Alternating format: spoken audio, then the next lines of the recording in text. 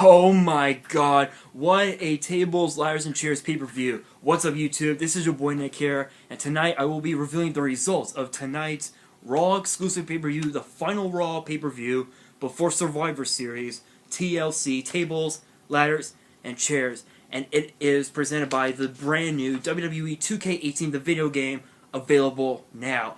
And we also like to send out a special thanks for Welshly Arms for Legendaries, the official theme song of TLC. It is off the album Legendary EP, available now on iTunes and Spotify.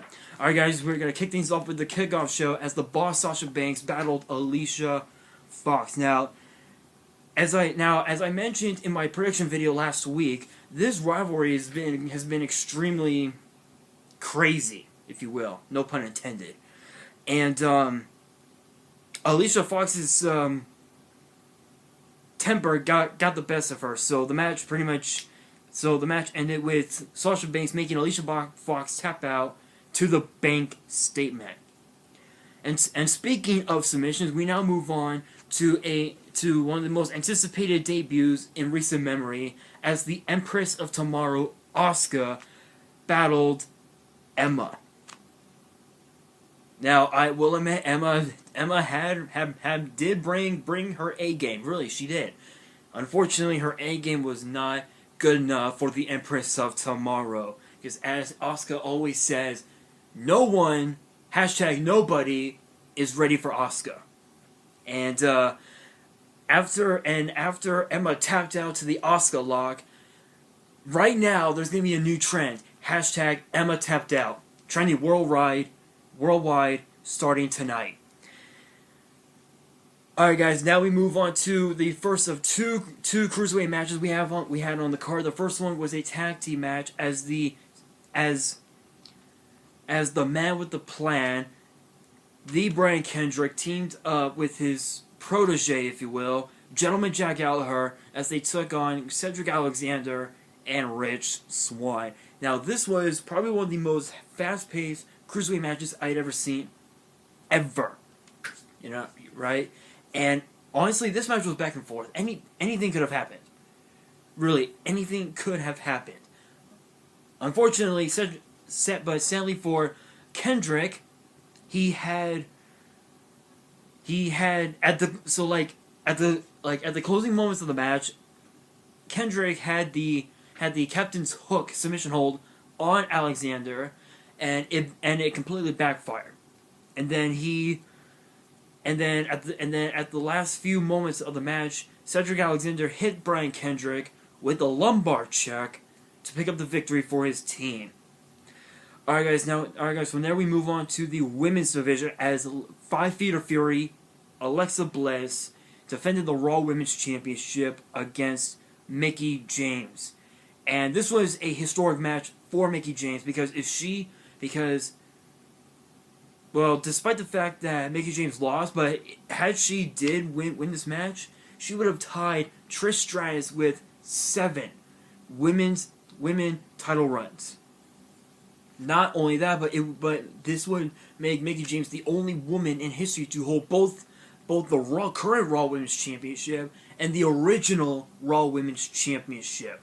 Which I would look it up, but sadly my phone had died. So yeah, again I would show it, but my phone died. So but yeah, you guys can look up the photos on Google, and I will also. I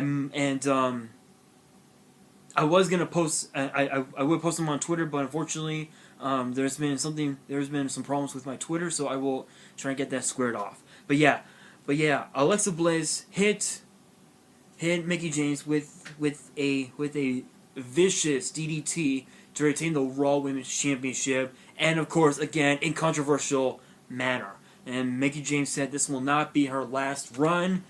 She still has plenty of fight left in her.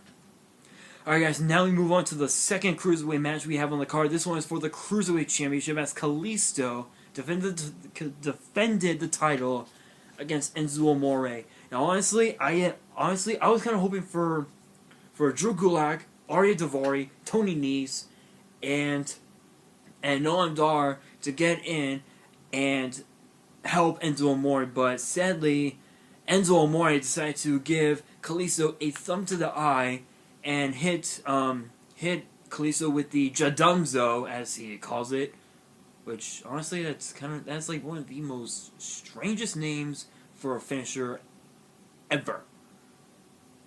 Yeah, like it's so strange. Be sure to post in the comments below. Let me know what you guys think about that finisher name, Jadunzo. Maybe post in the comments below. Let me know what new finisher name he should have named it. But yeah, again, Enzo Amore with a thumb to the eyes to Kalisto, and he's now a 2-time Cruiserweight champion. Alright guys, now originally this match was supposed to have been Sister Abigail against the Demon, but due to a sickness, Bray Wyatt was not able to attend. So instead, for the first time ever, we got the phenomenal AJ Styles representing SmackDown Live. This was a match for the ages. This was like two men. This was two former leaders of the club, of the Notorious Club, which I don't know why they call it the club in WWE. They should have just named it the Bullet Club. It would have been so much easier for them. Really, it would. But yeah, both Finn Balor and AJ Styles were once leaders of the Bullet Club. Now I believe Cody Rhodes or Kenny Omega, one of them is leading the Bullet Club in not only in Ring of Honor but also in New Japan. I think one of them is the leader. Post in the comments below. Let me know who's actually the leader. I'm actually curious to know. Really, I am, because I don't really watch Ring of Honor or New Japan Pro Wrestling. Really, I don't. Again, post in the comments below. Anyway, this was a match for the ages. The Demon versus the phenomenal AJ Styles. And this match literally lived up to its name. Literally, two superstars, different brands, different lifestyles, yet it was non-stop action. And at the end of it all, Finn Balor, the Demon King, pinned AJ Styles with the coup de grace. And even though AJ Styles lost, a show of respect to Finn Balor. And honestly, AJ Styles has nothing to be ashamed of. Really, he doesn't. Despite the fact that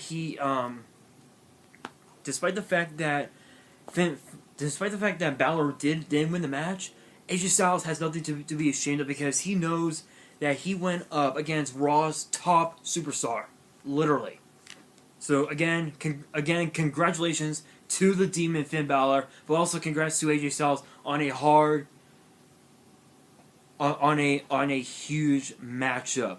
And I know that despite the fact that he lost the match, I know for a fact that one day these two men will meet in the same ring one more time, no doubt about it. Alright guys, now we move on to a match that was announced earlier in the pay-per-view, as Jason Jordan battled Elias. Now the whole thing started during the pay-per-view itself, where not once but twice Elias was gonna do some sort of concert. I don't know what kind of concert he was doing, but he was gonna do a concert, and sadly Jason Jordan threw produce, veggies, fruits at Elias from the local supermarket in Minneapolis, Minnesota, and that's what led up to this match. And this was a huge controversial victory for Jason Jordan, because Jordan pinned Elias with a roll-up pin, with a roll-up pinning predicament, and as the referee's count was gonna hit 3, Elias's shoulder was still up, so the referee never saw it. But yes, Elias's shoulder was up, but still it will go down in the history books as Jason Jordan pinning Elias. Alright guys, oh my god. Now we move on to one of the most lopsided matches one of the most lopsided TLC matches in history. Again, as I mentioned with Bray Wyatt, Roman Reigns also had the sickness, had that same sickness, but instead we have Kurt Angle joining the Shield for one night only, joining the Shield. So you can't say that it was all three members of the Shield, as they were in a war zone against The Miz, The Bar, the Monster Among Men, Braun Strowman, and the return of Kane. And this is what I am going. You know what? I'm going to give you guys the play-by-play of how it all went down. So for the first 10 minutes, first 10, maybe 12 minutes of the match, at least that, the Shield dominated, literally. And Kurt Angle looked good. He looked good in the match. I swear to you, he was amazing. And then for most of the match, right in the middle of the match, Braun Strowman put Kurt Angle through a table, thus his neck started to hurt a little bit, his back, whatnot, and so he had to be taken to the back. So then it was just down to the Raw Tag Team Champions, Seth Rollins and Dean Ambrose. And so The Miz, The Bar, Strowman, and Kane dominated. Unfortunately, when Kane was about to hit Rollins with the chair, that backfired, and Kane hit Braun Strowman. So then during the match, The Miz decided to bring in a dumpster truck, and they were about to put both Rollins and Ambrose in the dumpster truck, but that backfired. And so then Kane came in and literally chokeslammed Braun Strowman through the ground, right where the announce table is, on the floor, right next to it, literally putting him through the flooring, and decided to take all the chairs the stack of chairs that were hung up, and threw them down on Braun Strowman. And so the match continued, and it was a complete massacre. But then The Miz, The Bar, and Kane decided to put Strowman into the dumpster truck, and the dumpster truck went away. So then, as soon as The Miz, The Bar, and Kane were going to win the match, Kurt Angle comes back and hits The Bar with the angle slam.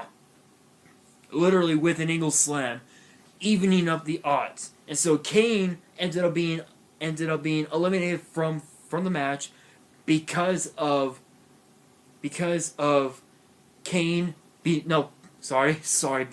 Ambrose and Rollins. And then The Miz The Miz gave Kurt Angle a skull-crushing finale, and not even that helped. Kurt Angle, with the wherewithal, still had it in him, kicked out at 2. And so all three members of the Shield completely attacked him. Seth Rollins gave Miz the knee. Ambrose gave The Miz dirty deeds. Kurt Angle gave him an Olympic slam, and all three of them gave him the triple power bomb, or as Michael Cole called it, the Shield bomb. Got the 3 count, and the Shield prevails over The Miz, The Bar, Braun Strowman, and Kane. Honestly, now I think The Miz needs to realize that Kurt Angle is not a nostalgia act. He still has some fight left in him, and the Shield are still a force to be reckoned with, no doubt. Hashtag believe in the Shield, trending worldwide right now. Well, that is the TLC results. Thank you guys so much for watching, and remember to post in the comments below using the hashtag WWE TLC, giving me your thoughts on all the matches that were on the card, and letting me know what your favorite match was. And be sure to give this video a thumbs up if you enjoyed the video, and remember to subscribe and bell me for more WWE and YuGiOh opening videos. And on that, this is your boy Nick here, signing out.